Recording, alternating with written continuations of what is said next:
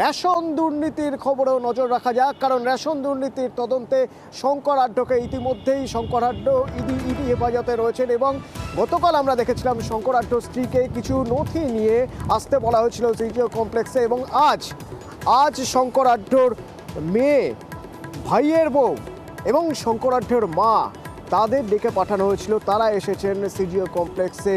কি জন্য তাদের ডেকে পাঠানো হয়েছে, তাদের কাছ থেকে কি জানতে চাওয়া হবে, তারা কি কোনো নথি নিয়ে এসেছেন বলতে পারবেন আমার প্রতিনিধি অনুপ রয়েছেন আমার সঙ্গে। অনুপ, এখন রেশন বন্টন দুর্নীতি মামলা ইতিমধ্যে কিন্তু ইডির পক্ষ থেকে শঙ্কর আড্ডর পরিবারকে তলব করা হয়েছিল।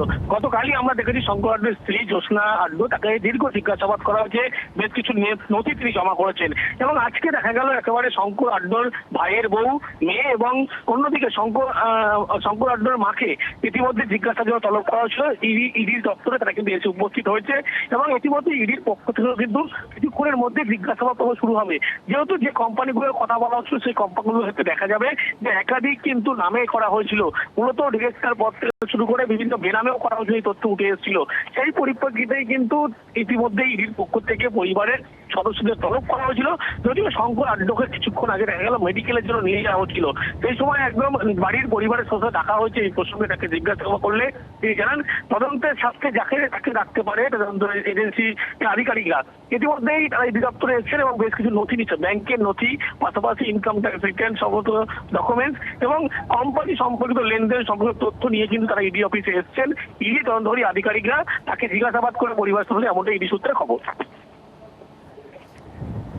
শঙ্কর আড্ডর পরিবারকে ইডির তলব, কিন্তু শঙ্কর আড্ডকে আজ যখন মেডিকেল করাতে নিয়ে যাওয়া হয়, আজ মেডিকেল করাতে নিয়ে যাওয়ার সময় তাকে যখন জানতে চাওয়া হয় আপনার পরিবারকে তলব করা হয়েছে কিভাবে দেখছেন, তিনি বললেন তদন্তের স্বার্থে যাকে খুশি ডাকতেই পারে এজেন্সি। আজকে আপনার মা, মেয়ে আর ভাই বউকে ডাকা হয়েছে জেতার জন্য, কি বলবেন? তদন্তের সাথে যারে খুশি ডাকতেই পারে এজেন্সি। মানে আপনি বারবার বলছেন যে কোম্পানিগুলো আপনার নয়, তাহলে কি এদের সেই কারণে জিজ্ঞাসাবাদ? কোম্পানি আমার তো যেটা আছে।